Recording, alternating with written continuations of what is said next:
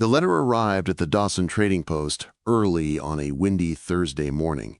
It came with a horseman who looked like he carried news heavier than the pack he rode with. He stepped inside, shook the dust from his coat, and handed a folded message to Henry Dawson, the merchant who owned nearly every wagon of supplies that passed through that valley. Henry opened the letter expecting an order of pelts or a request for flour. What he found instead made him grin in a way that was anything but kind. It was a marriage request. Silas Boone, the most successful mountain man in the Northern Territory, wanted a Dawson daughter as his bride. A man like Silas Boone was rare. He ran trap lines for miles, owned a cabin with more supplies than most settlements, and people spoke of his honesty the way others spoke of legends. Any frontier family would have thanked the heavens for an opportunity like this. Any family except the Dawsons. Because Silas Boone hadn't just asked for a daughter. He had asked for Emma. Emma Dawson, the one her family considered plain, the one her sisters mocked, the one her father called difficult when he thought she wasn't listening. She was the daughter with calloused hands, freckles from working under the sun, and a heart far too stubborn for Henry's liking. "Emma," Henry said with a strange smirk, waving the letter. "You've received a proposal." Her older sisters, Charlotte and Elaine, lifted their heads from the lace they were stitching. Their perfect hair shimmered in the morning light, and smirks crept onto their lips. Emma froze mid-step with the bowl of feed for the chickens still in her hands. "A proposal? For me?" "Oh, don't look so surprised," Charlotte whispered to Elaine. "Maybe he's blind." Elaine giggled behind her hand. Their mother, Ruth Dawson, gave Emma a long, calculating look. "This is perfect," she said, softly, almost to herself. "Silas Boone thinks he's chosen himself a proper wife. A gentle one, a delicate one." Henry leaned back in his chair.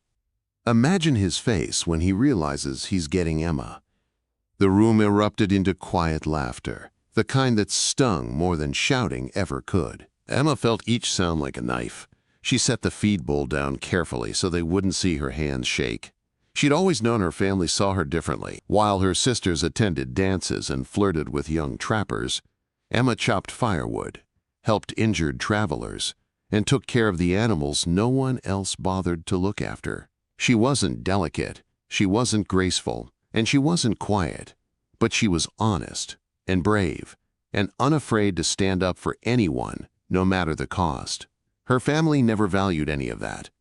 "So," Henry said, his smile sharp, "we will send word that you accept. You'll leave Monday morning for his cabin." Emma stared at him, stunned. "Just like that? Without asking me?" Ruth waved her hand. "It's a good match for a girl like you. You should be grateful." Charlotte added, "Honestly, Emma, you're lucky anyone wants you at all." Their laughter returned, soft and cruel. Emma felt something shift inside her. A deep, painful snap she had been holding together her whole life. She turned toward the window, and her eyes caught her reflection. A simple girl with strong arms and a hopeful heart, crushed too many times. She whispered to herself, barely forming the words, "I won't let them break me anymore." Later that afternoon, Emma slipped outside to clear her thoughts. The air carried the scent of pine and cold wind. She walked behind the barn and pressed her back against the wooden wall, closing her eyes. Why me, she wondered. Why not Charlotte or Elaine? Why would a man like Silas Boone choose someone like her? Then she remembered a moment from years ago, a memory she'd pushed deep inside. The fall rendezvous at Pine Creek. A crowd gathered near a corral where a sick young boy sat crying beside a mule that wasn't his. A trader accused him of trying to take it. No one stepped forward. No one defended him. No one, except Emma. She'd stood between the trader and the trembling boy, her voice steady, her fists clenched. "He didn't steal anything, he asked for help. And if you don't give him mercy, I'll pay for the mule myself." The crowd murmured. The trader spat, but he backed down. Emma had taken the boy's hand, helped him onto the mule's back, and sent him safely to his parents. She remembered, but she never saw who had been watching her from the other side of the corral. A tall man in buckskin. A man with a quiet gaze. A man named Silas Boone. Back inside the trading post, Henry and Ruth finished their plans. "We'll send the letter today," Henry said. "Silas will think he's getting a dutiful daughter. And when he finds out he's getting Emma instead," Ruth smirked, "he'll be stuck with her." They laughed again, but Emma, standing outside that window, heard every word. Her heart broke, yes. But something else rose inside her too. Something steady, something strong.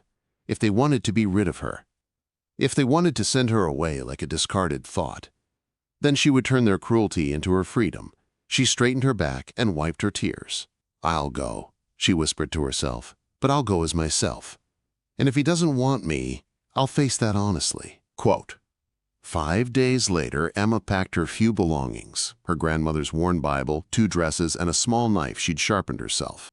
When Monday came, she climbed on the wagon with her guide. She didn't look back, afraid her resolve might weaken.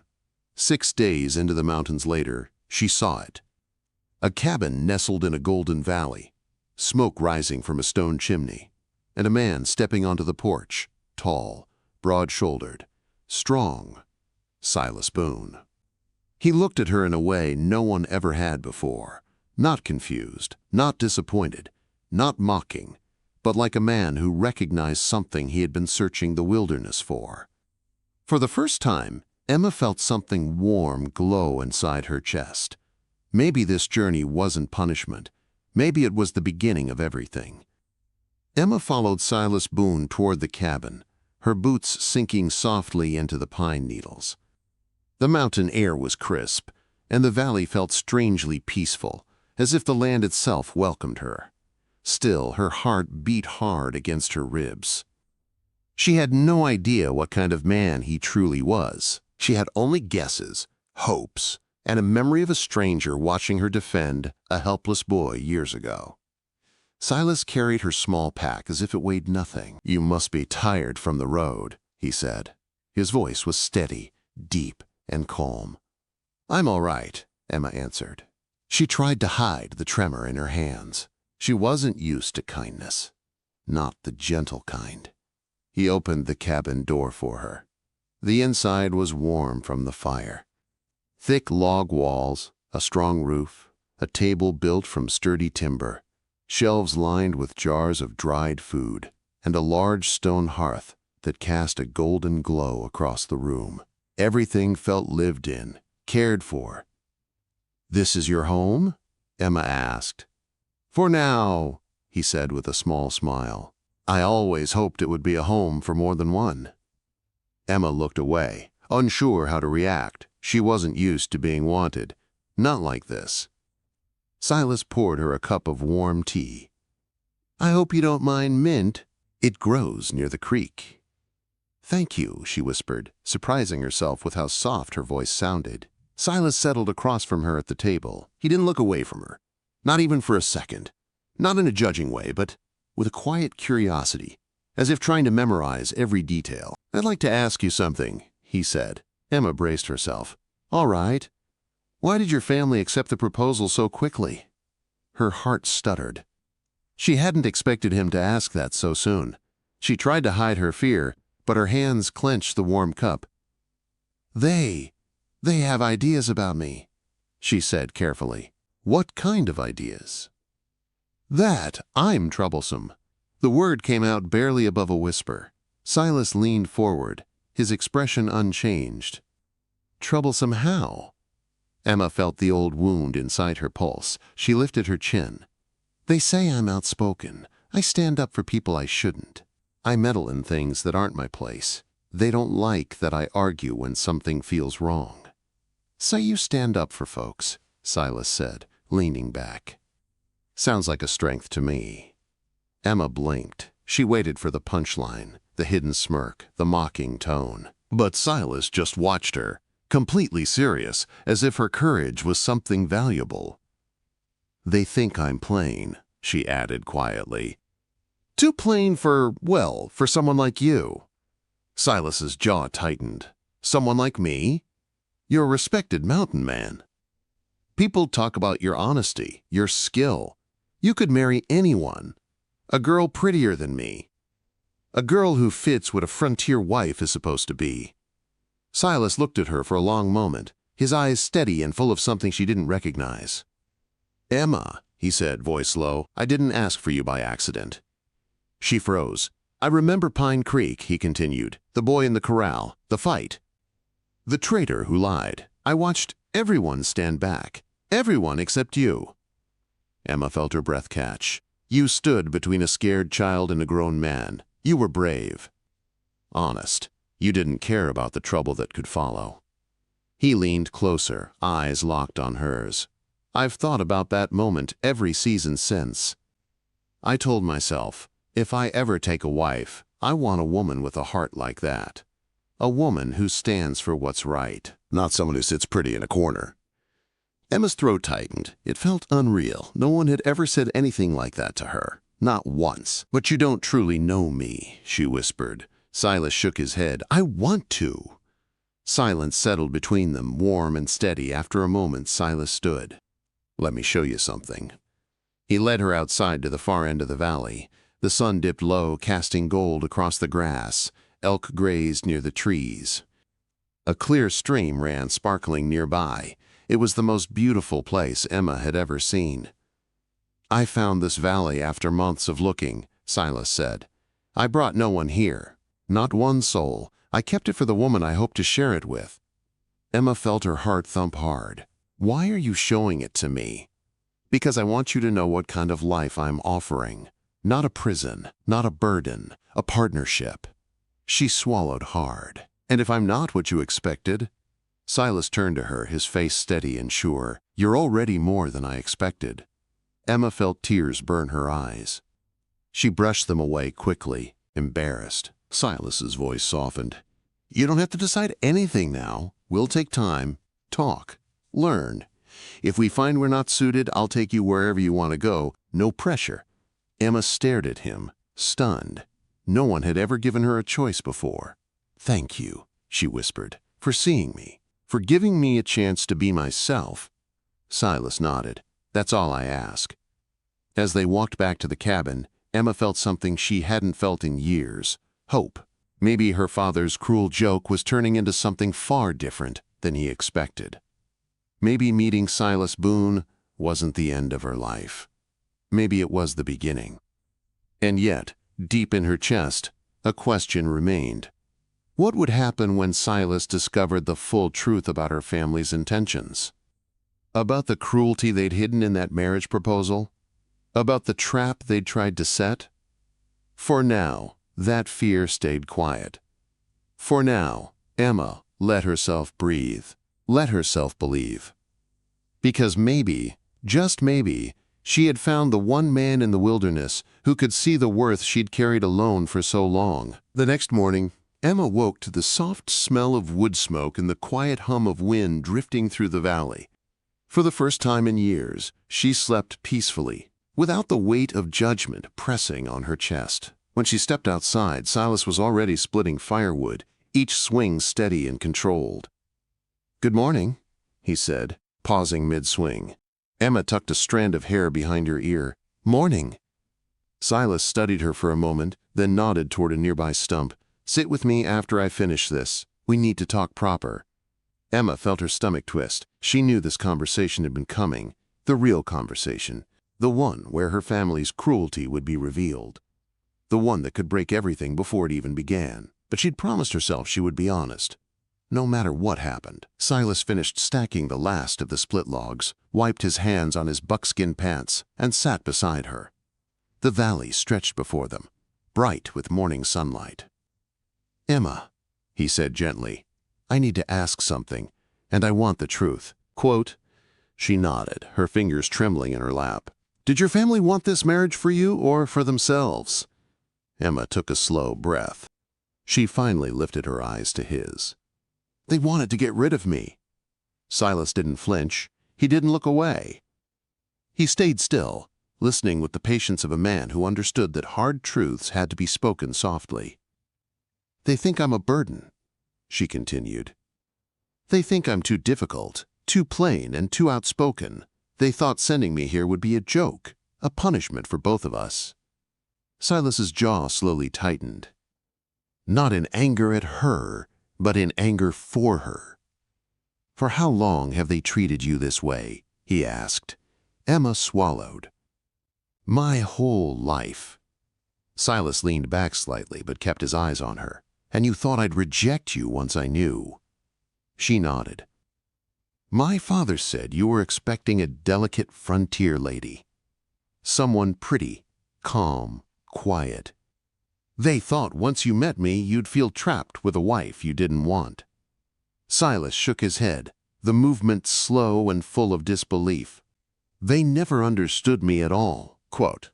Emma blinked. "What do you mean?" "I didn't ask for a delicate frontier lady," he said, voice steady as stone. "I asked for the woman who stepped in front of a frightened boy without thinking. I asked for the woman who didn't care what people thought when she defended someone who had no voice." Emma felt her breath tremble. "They thought they tricked me," Silas said softly. "But the only trick here is how blind they were to your worth." A tear slipped down Emma's cheek before she could stop it. Silas reached out, wiping it with the back of his hand, careful and gentle. "You deserve better than what they gave you," he added. The words struck her deeper than any blow ever had. Silas stood and offered her his hand. "Walk with me." She took it. They walked through the valley, past the creek, past the little stand of aspens that shimmered in the breeze. At the base of a low ridge, Silas stopped. "I want to show you something," he said. He moved aside a patch of brush, revealing a small hidden fenced area. Inside were tiny seedlings, young fruit trees. "I've been planting these for years," Silas said. "I wanted to build something for my future family." Emma's chest tightened. "You built all this? Alone?" Silas nodded. "But I didn't want to keep doing it alone. I wanted someone who could help me build something real, someone with fire in her heart, someone with strength." He turned toward her. "Emma, I want you, not the version your family mocked, not the quiet girl they wished you were. I want you, the brave, stubborn, big-hearted woman who stands up for people even when it costs her." Emma's vision blurred with more tears. She tried to speak, but her voice broke. Silas stepped closer. "Let me ask you proper, and answer honest." Emma held her breath. "Do you want this life with me?" Not out of duty, not out of fear, but because it feels right. Emma didn't hesitate. "Yes," she whispered.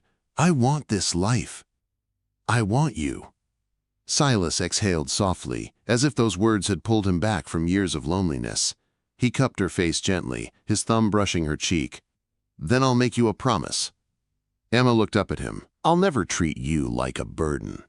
I'll never silence your voice. I'll stand with you, not above you. And I'll spend the rest of my life proving that you were never the joke, only the treasure no one else had the eyes to see." Emma's breath shook as emotion swelled in her chest. When Silas leaned down and kissed her, the world around them seemed to disappear. It was soft and warm, full of promise and truth. For the first time in her life, Emma Dawson felt chosen, wanted, loved. When they parted, Silas rested his forehead against hers. "We'll marry at the settlement church next week. Only if you want it." Emma nodded, smiling through tears. "I do want it." And just like that, the girl her family had tried to discard became the woman a mountain man cherished beyond words. A week later, in a small wooden church with the mountains standing guard behind them, Emma and Silas Boone exchanged vows. There were no fancy dresses or grand decorations, only the pure, unshakable love of two souls who had finally found home. As Silas placed a simple silver ring on her finger, Emma realized something powerful.